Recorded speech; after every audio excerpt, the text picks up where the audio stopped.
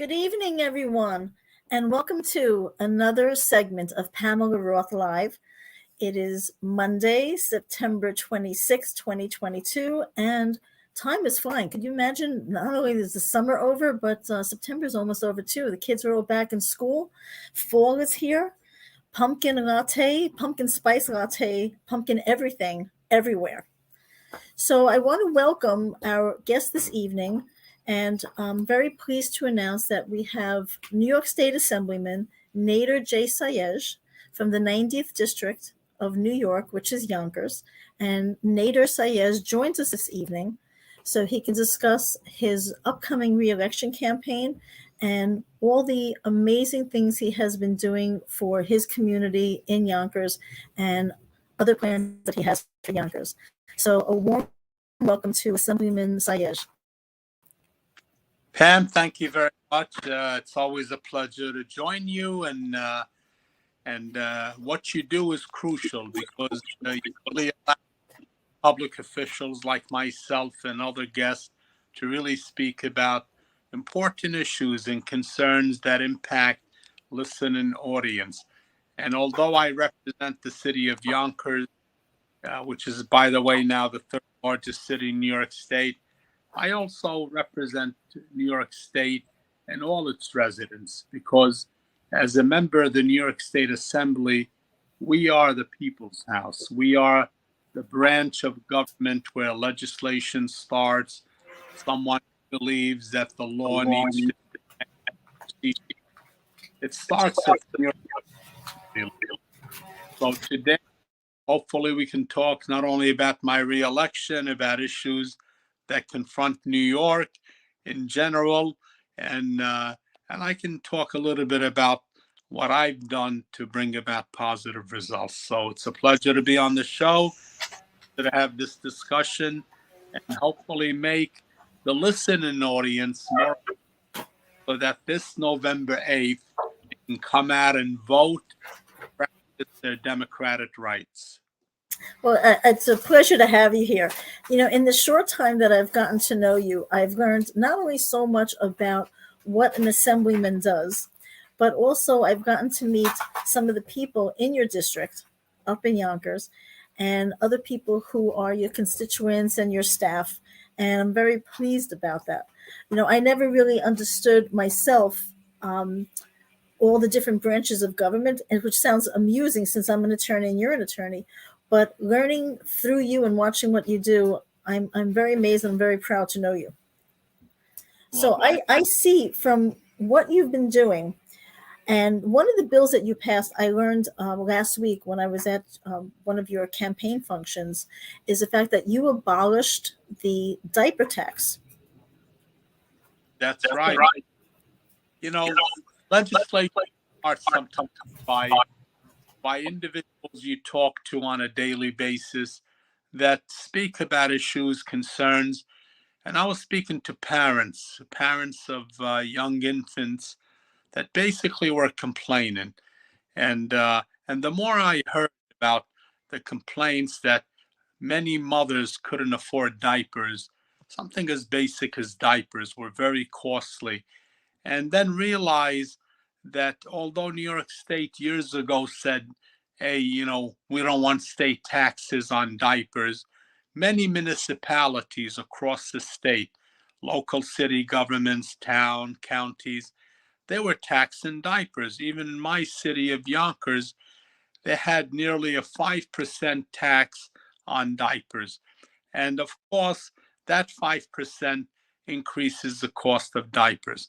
So I lobbied the Assembly and the Senate and got unanimous support from both Democrats and Republicans to support my legislation to fully exempt all taxes, legally exempt all taxes in New York State for not only infant diapers, but adult diapers, many disabled and older individuals, and many infants that can't keep clean and dry diapers on. So I got the the county and national diaper bank organizations that were thrilled. We invited them to Albany. They celebrated the passage. the governor immediately signed the legislation that's now a new law in New York State. So even though I represent Yonkers, New York, and the issues might have come from parents I've met in Yonkers, this legislation, for example, impacts all of New York State. And hopefully, other states across the country will see what New York has done and pass similar legislation. So that's why I tell constituents and supporters and others that are listening that you can't look at a legislator and say, well, this legislator is from Yonkers and I live in Brooklyn or I live in upstate New York, it doesn't impact me.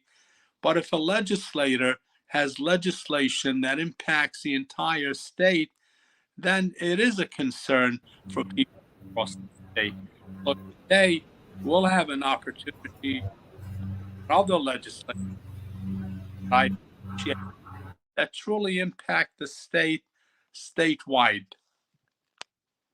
No, that's really wonderful, and I thank you for that because so many families have more than one child, and a lot of times they have small infants and toddlers, very close in age. In addition to many senior citizens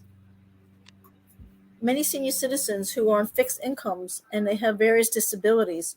They also, like you said, have to be on adult diapers. And when you figure out the cost of that in compared to what it is that they are receiving monthly, it's very sad. They can't afford it. And if they have to make a decision between food or diapers, it's a very sad situation. And you're right. It should be a nonpartisan issue and it should affect every county in the state, and other states should pick up on this as well.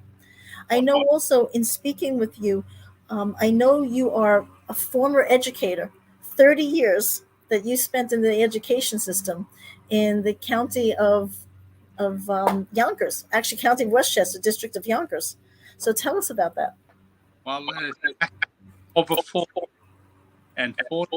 years as a school principal, served 6 years as the president and trustee of the Board of Education.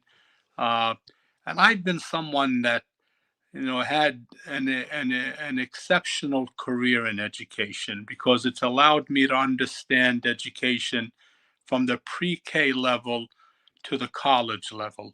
I had the pleasure of serving as principal for 30 years, largely of elementary, pre-K grade, 10th grade, on the high school level. Again, taught college.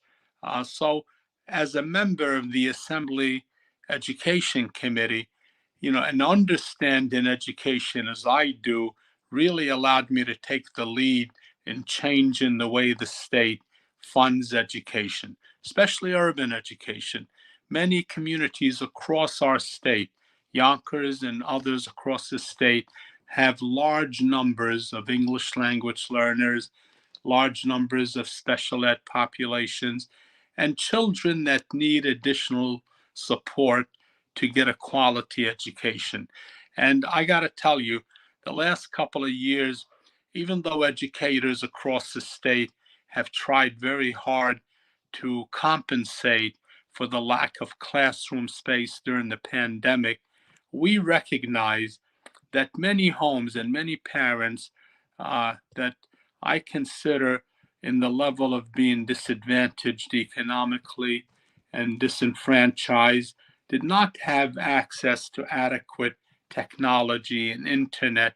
So there was a lot of loss of instruction. And anybody that denies it is not being truthful. So we had a couple of years in New York State and across the country where many of our students lost valuable instructional time. So I'm an advocate of promoting additional supplemental instructional support, especially after school programs, evening programs, morning instruction, those type of instructional support that allows children an opportunity to catch up on lost time. We've also provided additional funding for support services. We've had a serious problem with many of our students that lacked adequate psychological, emotional counseling support. And people say, well, what does that cause? I believe that's a great factor that causes homelessness, that causes drug addiction, that that in my opinion has a correlation with the rise of crime and other ills in our society. So, in my opinion, to address many of these ills in society, you have to provide your children early on with a proper education, with life skills, with career planning, and more important, with counseling. You got to make sure there's adequate counseling. When I see situations, excuse me, where some 1,200 students have one counselor, one psychologist, that doesn't work. So, education, the experience, the background is crucial. Scene.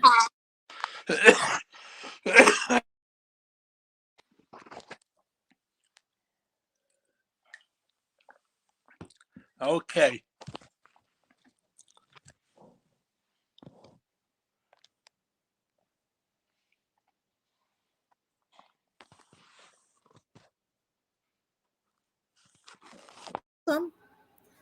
Have you seen an increase in teen suicides across Yonkers because of a lack of mental health programs in the schools, especially coming out of the pandemic?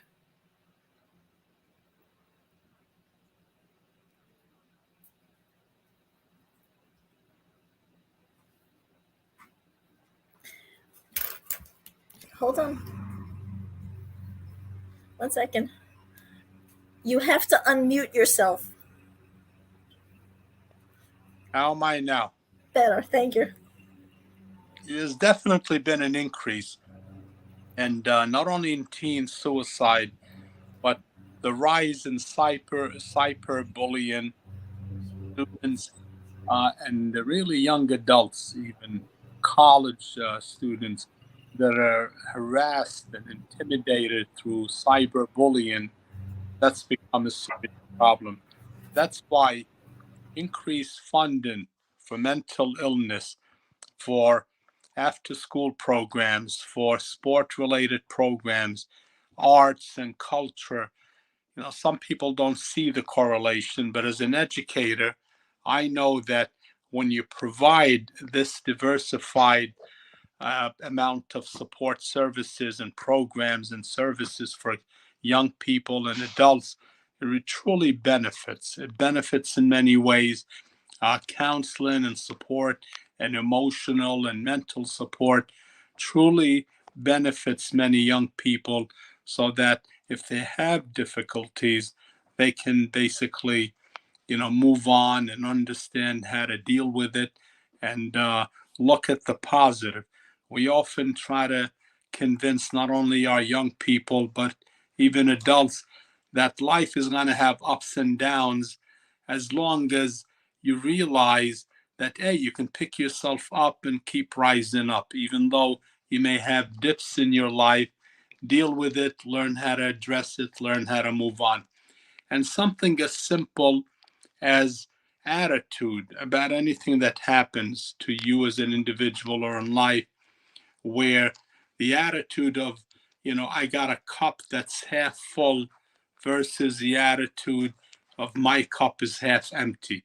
Something as simple as, that positive thinking of my cup is half full, in my opinion, plays a major role in the way a person moves on and becomes successful and feels good about themselves.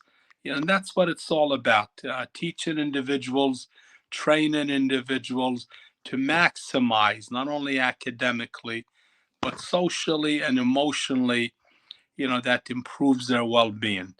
And that's what a good education, and that's what the correlation with my role as an assemblyman that understands this and impacts it with funding and support and services, again, statewide, that impacts young people across the state. Well, something, as an educator, that it's very important to maximize a student's potential. and not every student learns at the same rate as others. Of And, course. and of course, you know as well as I do, I come from a different type of schooling. I went to private education my whole life, but my brothers went to public school, both in Manhattan and Long Island. But back in those days, they had a lot of other activities besides just your scholastic classes. There were there were like hobbies that you could take up, whether it's photography or shop or home economics, which of course gave you life skills. They were after school programs, but it just and of course music and the arts, because you were able to cultivate a student's interest and creativity. Now, unfortunately, with so many programs that have been cut through the state of New York for public schools, in New York City, they're so limited. There aren't any more music classes or art classes, and I'm hoping that is something that can come back, because it's the young people that have all of these. It's like the raw material, and you have to shape it and refine it, because otherwise they're just coming out of school and they're not doing anything to benefit themselves. I know you're right, and I think that understanding is catching on. I think legislators and the governor's office realize that, and from what I witnessed, there's been an increase in funding in those areas. And in addition, every legislator, assembly members, and members of the Senate, have allocations to provide, where grants are provided to community-based agencies. There's capital funding. We're allowed to projects. And in my case, I've looked at that, and I've looked at how I've provided funding, for arts programs, for museums, for cultural programs and organizations. For example, I've been a big supporter of training for law enforcement officials rather than defunding police. I'm of the opinion that work with law enforcement, provide adequate training so they get de escalation training and skills. So we provided funding. And I got to tell you, in my community of Yonkers, not only does that impact lowering crime in a positive way, but the communities involved with community police liaisons, there's communications, there's monthly meetings that allow law enforcement in the community in 4 precincts in my city. But that's a model that we're promoting and pushing statewide, where work with law enforcement, look at bail reform, look at policies in place. People may complain. So we say, hey, nothing is written in stone.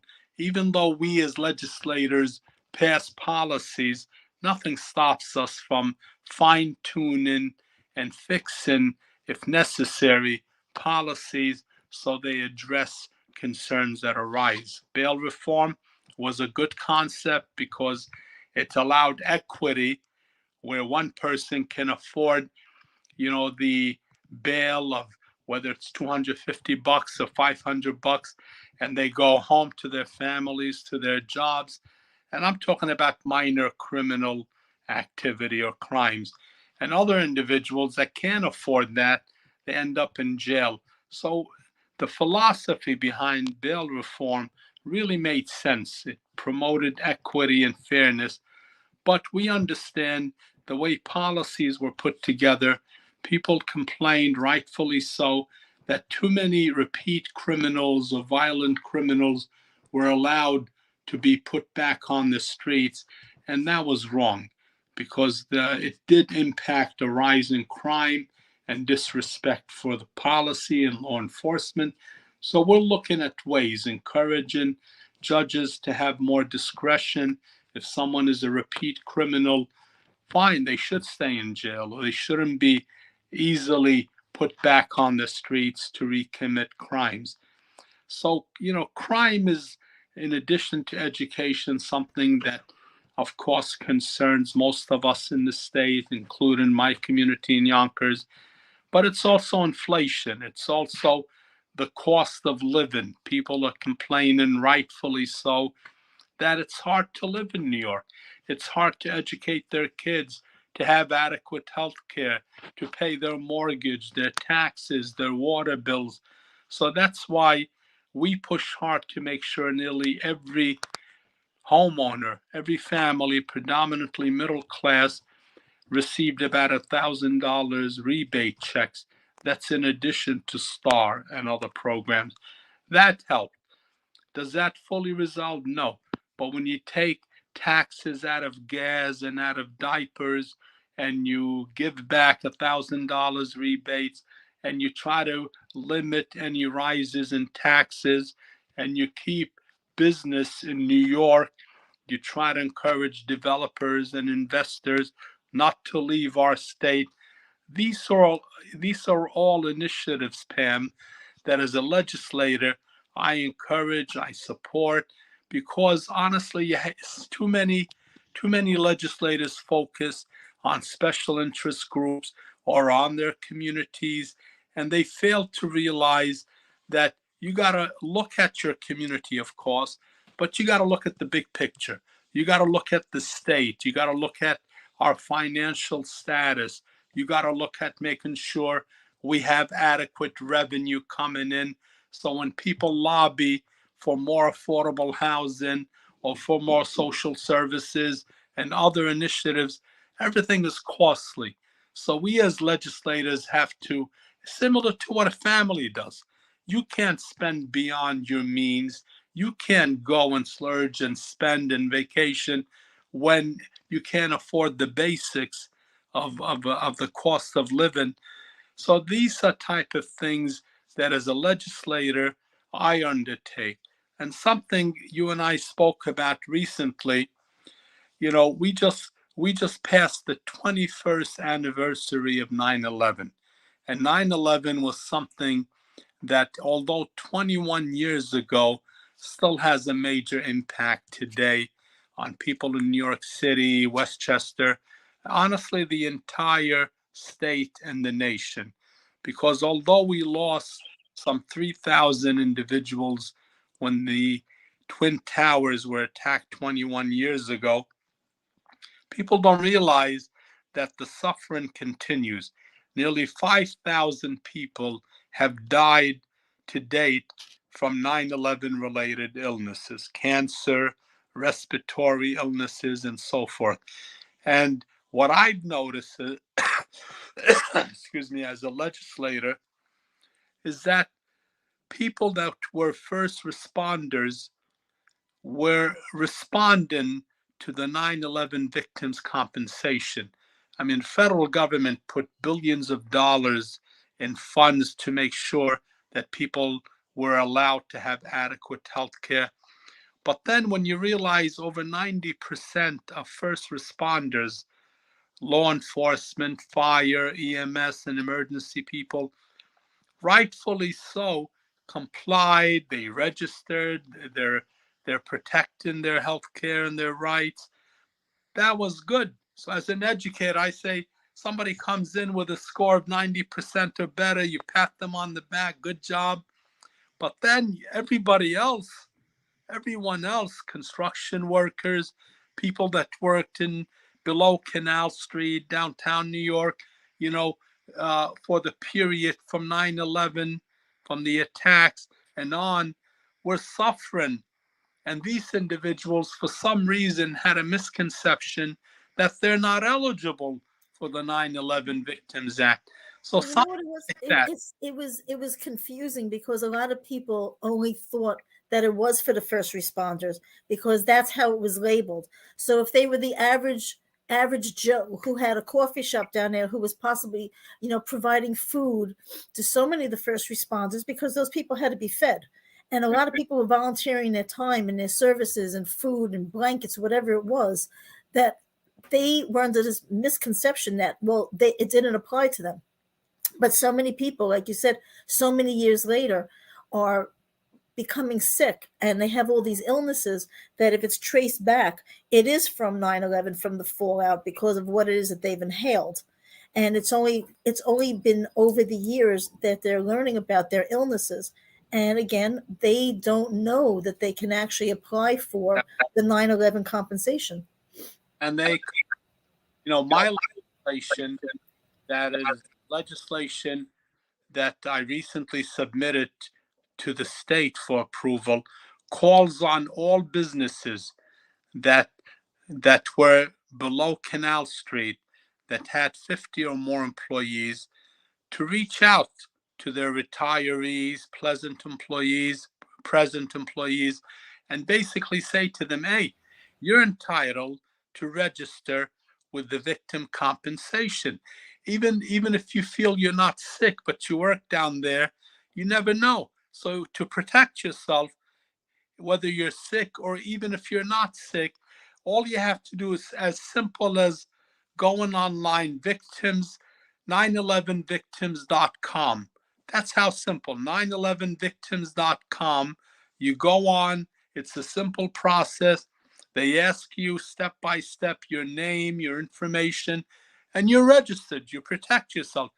I met some people. We had a big press conference in New York on 9/11, and one lady that really a sad story worked for a financial company, right? And they were down there. And meanwhile, right after 9/11, the attacks, the Environmental Protection Agency really made a mistake in telling people, hey, the air is safe, it's not toxic, you can go back down.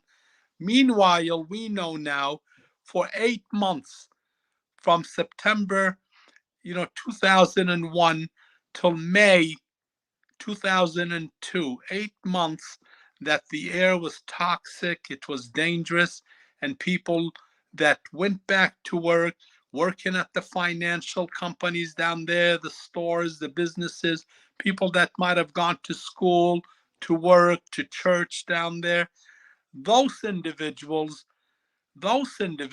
you know what their response rate and registration rate to protect themselves? 10%. 10%. So again, as an educator, somebody gets a 10% score. To me, that's a failing score. So of course, the legislation, it's not costly. All it requires is a phone call or a stamp. So that's not something that's so costly that these companies and others would say, wow, you're forcing us to comply with an unfunded mandate. This is the cost of a stamp. And when I reached out, and there was a major law firm, I'm sure there's others, but Michael Barash was terrific. He took an undertaking, especially to represent 9/11 victims, and he's part of a firm in Manhattan, Barash and McGarry. People can contact them directly, or as I said, go to the 911victims.com site and register. They'll direct you and give you options and protect yourself. But again, that's something, Pam, that wasn't a Yonkers thing. So in a way, it's a message to the public at large to really understand legislation, understand how a law is processed, and really see, which members of the Assembly or the Senate serve on the Education Committee, on the Healthcare Committee, on the banking, on the energy, on the racing and wagering. There's many committees. So people learn that if you have a concern and an issue, yes, I always advise them, go to your representative, find out who your member of the assembly is in your district. Reach out and say, hey, I have an issue with this policy, state policy or procedure. But I also encourage people not only to tell us what the issue is, if you have a way to fix it, do you have a solution, let us know. And some of the best solutions to legislation came from reaching out, people talking.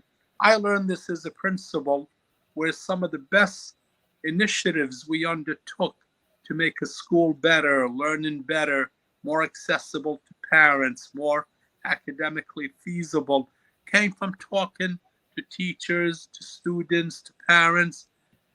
And we said, wow, this makes sense. And then we initiated a school-wide change.